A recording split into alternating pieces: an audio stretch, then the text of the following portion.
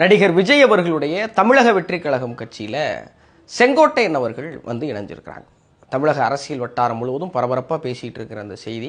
ஏன்னா அவர் எம்ஜிஆர் காலத்திலிருந்து அரசியலில் இருக்கிறாரு.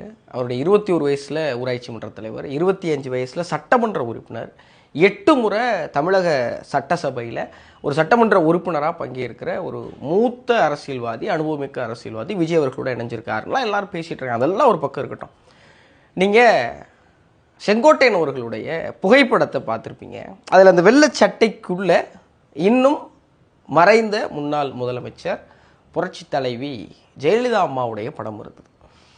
அரசியலில் நம்ம எடுக்கிற முடிவுகள், ஒரு கட்சியிலேருந்து இன்னொரு கட்சிக்கு போகிறது, இது எல்லாத்தையுமே கடந்து யார் மேலே நம்ம பிரியமும் நேசமும் விசுவாசமாக இருக்கிறோம், அவர்களை மாற்றிக்கொள்ளாமல் இருக்கிற அந்த அடிப்படை பண்பு இருக்குல்ல, அது செங்கோட்டையன் அவர்கள்கிட்ட எனக்கு ரொம்ப ரொம்ப பிடிச்சிருந்தது. நான் அங்கே போய் சேர்றேன்னு வேகமாக வேறு யார் படத்தையாவது வச்சுக்காம இன்னமும் தன்னுடைய மனசு மாறலை அப்படிங்கிறத வெளிப்படுத்துகிற விதமாக செங்கோட்டையன் அவர்களுடைய படத்தை பார்க்குறப்போ இது ஒரு நல்ல பண்பு. இது நம்ம எல்லாருமே கடைபிடிக்க வேண்டிய பண்பு. எது மாறினாலும் சரி, சித்தாந்தத்தையும் கொள்கையையும் நம்மளுடைய ஓன் கேரக்டரையும் மாற்றிக்க கூடாதுங்கிறத அவர்கிட்ட இருந்து கற்றுக்கணும்னு நான் நினைக்கிறேன்.